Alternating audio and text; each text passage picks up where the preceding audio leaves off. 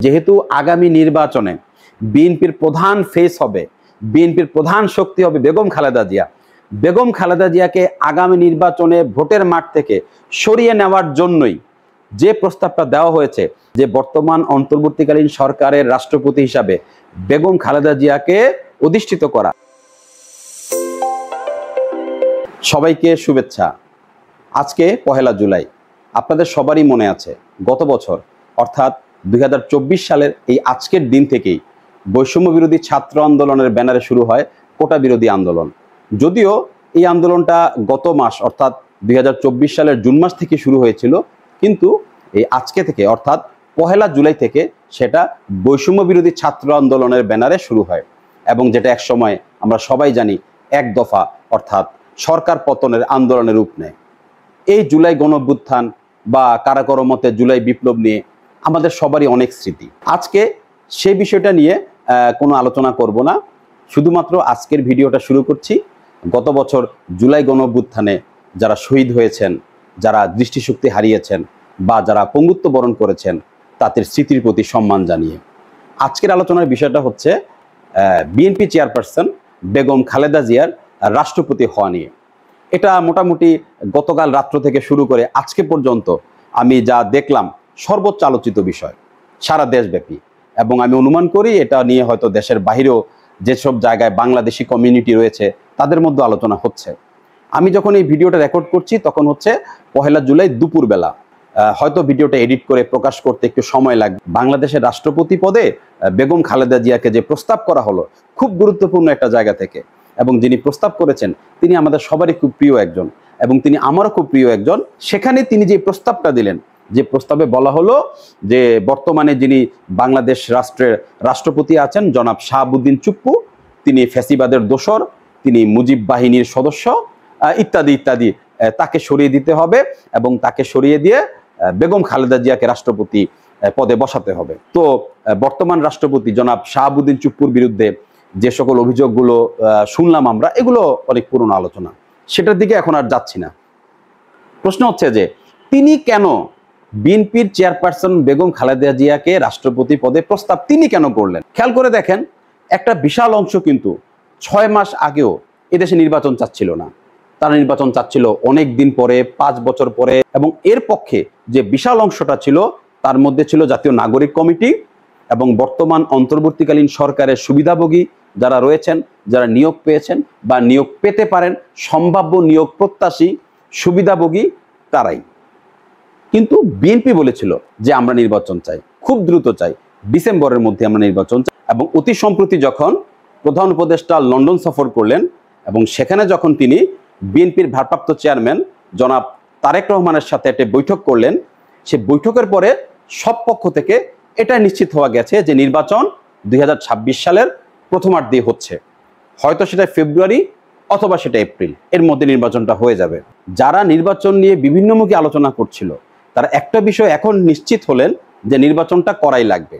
আর নির্বাচন করতে গেলে সেখানে ভোটের হিসাব নিকাশটা খুব গুরুত্বপূর্ণ হিসাবে সবার সামনে আবির্ভূত হলো।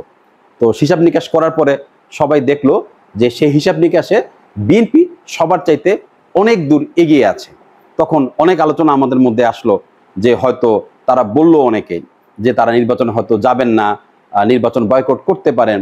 এটা দিয়ে তারা হয়তো একটা বোঝানোর চেষ্টা করলেন যে বিএনপিকে একতরফা একটা নির্বাচনের দিকে ঠেলে দেওয়া। এবং এতে আবার দেখলাম যে যারা আওয়ামীপন্থী ছিলেন তারা বেশ খুশি হলেন যে হ্যাঁ, খালি তো আওয়ামী লীগ কি দোষ দেওয়া হয়েছিল, তারা একক নির্বাচন করে, এখন তো বিএনপিও সেই দিকে ধাবিত হচ্ছে। কিন্তু পুরো ঘটনাটার মধ্যে একটা নতুন ডাইমেনশন চলে আসলো, একটা নতুন পরিবর্তন আসলো ইসলামী আন্দোলন বাংলাদেশের খুব সম্প্রতি একটি সমাবেশের পরে। গত মাসেই 28শে জুন শনিবার ইসলামী আন্দোলন বাংলাদেশ একটি খুব বড় সমাবেশ করে ঢাকাতে, এবং সেই সমাবেশ না বলে এটাকে মহাসমাবেশ বলা যেতে পারে।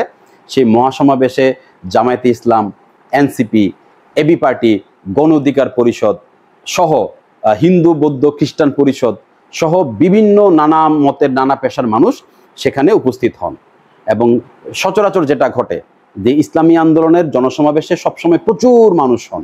সমস্ত বিএনপির বিরোধী প্রায় বড় বড় সমস্ত রাজনৈতিক দলগুলো যখন একই প্ল্যাটফর্মে বা একই মঞ্চে আবির্ভূত হলো, তখন কিন্তু রাজনৈতিক পরিবেশে নতুন করে একটা ভোটের হিসাব নিকাশ শুরু হলো।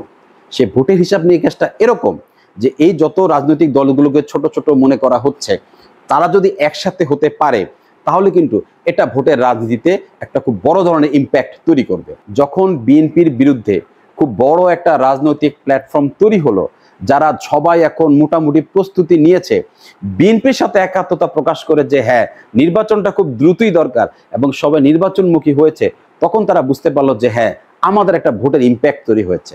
আগামী নির্বাচনে আমরা যেহেতু সবাই একসাথে হয়েছি, আমরা একটা ভোটের ইম্প্যাক্ট তৈরি করতে পারবো। এই ভোটের ইম্প্যাক্টটাই তাদের মধ্য থেকে এই প্রস্তাবটা নিয়ে আসতে বাধ্য করেছে, বা তারা এই প্রস্তাবটা কৌশলগতভাবে নিয়ে এসেছে যে বেগম খালেদা জিয়াকে রাষ্ট্রপতি পদে বসানো। আমি যখন রাজনীতি করতাম, সেই রাজনৈতিক সহযোদ্ধা বা বন্ধুদের সাথে আমার এখনো যোগাযোগ হয়। তারা প্রায় আমাকে রাজনৈতিক অনেক বিষয় নিয়ে প্রশ্ন করেন। তারা প্রশ্ন করেন এটা বিবেচনা করে নয় যে আমি বিএনপির খুব বড় নেতা বা বিএনপির কিছু একটা, তারা এই বিষয়টা মাথায় নিয়ে আমাকে প্রশ্ন করেন যে আমি রাজনীতি সম্পর্কে ভাবি বা রাজনীতি নিয়ে চিন্তা করি। তারা আমার বিশ্লেষণ বা ভবিষ্যৎবাণী শুনতে চান। তো তাদেরকে আমি একটা ভবিষ্যৎবাণী করেছিলাম। সেটা করেছিলাম অনেক দিন আগে, প্রায় 1-2 মাস আগে। সেখানে আমি বলেছিলাম যে আগামী নির্বাচনটা হবে বিএনপির পক্ষ থেকে বেগম খালেদা জিয়ার নেতৃত্বে, অর্থাৎ বিএনপির নেতৃত্বে তারেক রহমান থাকবেন না। তারেক রহমান বিএনপির প্রধান ফেস হবেন না। যদিও বেগম খালেদা জিয়া অসুস্থ, তার চলাফেরা করতে একটু সমস্যা হয়, তারপরেও আগামী নির্বাচনটা বিএনপি করবে বেগম খালেদা জিয়ার নামে। অর্থাৎ সারা দেশে প্রচারণায়, সর্বব্যাপী বক্তব্যে, বিবৃতিতে বেগম খালেদা জিয়া সামনে থাকবেন। অর্থাৎ তিনি শারীরিকভাবে না পারলেও তিনি মানসিকভাবে এবং তার মেধা দিয়ে, তার প্রজ্ঞা দিয়ে, তার অভিজ্ঞতা দিয়ে আগামী নির্বাচনটা বিএনপিকে তিনি পরিচালিত করবেন এবং দেশের সমস্ত জনগণকে এটা বোঝানো হবে যে এই বিএনপি নির্বাচনের নেতৃত্ব এবং আগামী দিনে সরকার গঠনের নেতৃত্ব বেগম খালেদা জিয়া দিবেন। এটা কিন্তু প্রতিষ্ঠিত যে সারা বাংলাদেশে বিএনপির চেয়ারপারসন বেগম খালেদা জিয়ার যে গ্রহণযোগ্যতা এখন বাংলাদেশে আছে, ইতিহাসে এরকম গ্রহণযোগ্যতা আর কারো ছিল না। যার জন্য কিন্তু যারা বিএনপির প্রতিপক্ষ, যারা বিএনপির রাজনৈতিক প্রতিপক্ষ, যারা বিএনপির সমালোচনা করেন, তাদের নাম আর বারবার বলছি না, তারা দেখবেন প্রায় আলোচনার টেবিলে খুব উচ্ছ্বাস ভরে বেগম খালেদা জিয়ার প্রশংসা করেন, তারেক রহমানের প্রশংসা করেন এবং তারা প্রচুর বিএনপির বদনাম করেন। একই মঞ্চে, একই টেবিলে, একই চেয়ারে বসে তারা বেগম খালেদা জিয়ার প্রশংসা করেন, তারেক রহমানের প্রশংসা করেন এবং বিএনপির তারা প্রচুর বদনাম করেন। এবং বেগম খালেদা জিয়া যদি 3টি নির্বাচনী আসন কিংবা 5টি নির্বাচনী আসনে নির্বাচন করেন, তিনি 5টি আসনে তিনি জয়লাভ করবেন। জনগণ এটা ভাববেন না যে তিনি একটু অসুস্থ, তিনি কি যদি তিনি সংসদ সদস্য হন সেই দায়িত্বগুলো তিনি সঠিকভাবে পালন করতে পারবেন কি পারবেন না, বা তিনি যদি পরবর্তীতে আসনগুলো ছেড়ে দেন তাহলে তো আমরা তাকে এমপি হিসেবে পাচ্ছি না, জনগণ সেটা ভাববে না। উনি বাংলাদেশের যে কোনো 5টা আসন থেকে নির্বাচন করেন, উনি সেই 5টা আসনে তিনি জয়লাভ করবেন। যেহেতু আগামী নির্বাচনে বিএনপির প্রধান ফেস হবে, বিএনপির প্রধান শক্তি হবে বেগম খালেদা জিয়া, বেগম খালেদা জিয়াকে আগামী নির্বাচনে ভোটের মাঠ থেকে সরিয়ে নেওয়ার জন্যই যে প্রস্তাবটা দেওয়া হয়েছে যে বর্তমান অন্তর্বর্তীকালীন সরকারের রাষ্ট্রপতি হিসাবে বেগম খালেদা জিয়াকে অধিষ্ঠিত করা। আপনারা খেয়াল করেন, যদি বর্তমান অন্তর্বর্তীকালীন সরকারের রাষ্ট্রপতি হিসাবে বেগম খালেদা জিয়া অধিষ্ঠিত হন, তাহলে তিনি কিন্তু আর বিএনপির কেউ থাকছেন না। তিনি বিএনপির কোনো সদস্য বা বিএনপির কোনো রাজনৈতিক পদে তিনি থাকতে পারছেন না। তিনি সম্পূর্ণ বিএনপি থেকে আলাদা হয়ে যাচ্ছেন এবং আগামী নির্বাচনটা তখন বিএনপিকে মাঠে ক্যাম্পিং করতে হবে খালেদা জিয়ার নেতৃত্ব ছাড়াই। বিএনপিতে খালেদা জিয়া সামনে থাকছেন না, কোনো পোস্টারে, কোনো বিবৃতিতে, কোনো প্রচার মাধ্যমে বেগম খালেদা জিয়া কোনো বক্তব্য রাখতে পারছেন না, তার কোনো ফেস নেই। তাহলে আগামী নির্বাচনটা জনগণের কাছ থেকে ভোট চাওয়া লাগবে, জনগণের কাছ থেকে ভোট নেওয়া লাগবে বেগম খালেদা জিয়াকে ছাড়াই। এটা প্রস্তাবটা যারা দিয়েছেন, যেখান থেকে দিয়েছেন, তারা খুব চিন্তা ভাবনা করে এই প্রস্তাবটা তারা দিয়েছেন। বেগম খালেদা জিয়াকে খুব কৌশলে অন্তর্বর্তীকালীন সরকারের অংশ করা গেল, অন্তর্বর্তীকালীনটা শক্তিশালী হলো। বিএনপির যারা রাজনৈতিকভাবে এই বর্তমান সরকারের সমালোচনা করতেন, বিরোধিতা করতেন, তাদের বিরোধিতা বন্ধ হলো এবং আগামী নির্বাচনে বিএনপিকে খুব দুর্বল একটা রাজনৈতিক শক্তি হিসাবে মাঠে জনগণের কাছ থেকে ভোট নেওয়ার সুযোগ করে দেওয়া হলো। এতে কি হলো, অন্য যে প্রতিপক্ষটা এখন তৈরি হলো রাজনৈতিক প্ল্যাটফর্মটা, তারা শক্তিশালী হতে পারলো না, তাদেরকে শক্তিশালী করা গেল না, কিন্তু তাদের প্রতিপক্ষকে দুর্বল করা গেল। এতে শক্তিশালী হলে যে পার্থক্যটা তৈরি হতো, প্রতিপক্ষকে দুর্বল করার মধ্যে সেই একই পার্থক্যটা তৈরি করা গেল। যে বেগম খালেদা জিয়াকে রাষ্ট্রপতি পদে প্রস্তাব করার সাথে আগামী নির্বাচনে বিএনপির যে ভোটের রাজনীতি, সেই ভোটের রাজনীতি থেকে বিএনপির পক্ষ থেকে বেগম খালেদা জিয়ার ফেসটাকে সরিয়ে আনা, এই দুটোর সাথে একটা গভীর সম্পর্ক রয়েছে। এটা একটা কৌশল। বিএনপি এই কৌশলে পড়বে এরকম বোকা দল আমার ধারণা বিএনপি না। তো আপনারা যারা আমার এই আলোচনাটা শুনলেন, আপনারা যত আলোচনা শুনছেন চারপাশ থেকে, নিজের আলোচনা করছেন, তাদের সাথে আপনারা আমার এই আলোচনাটাকে প্রাসঙ্গিক রাখতে পারেন।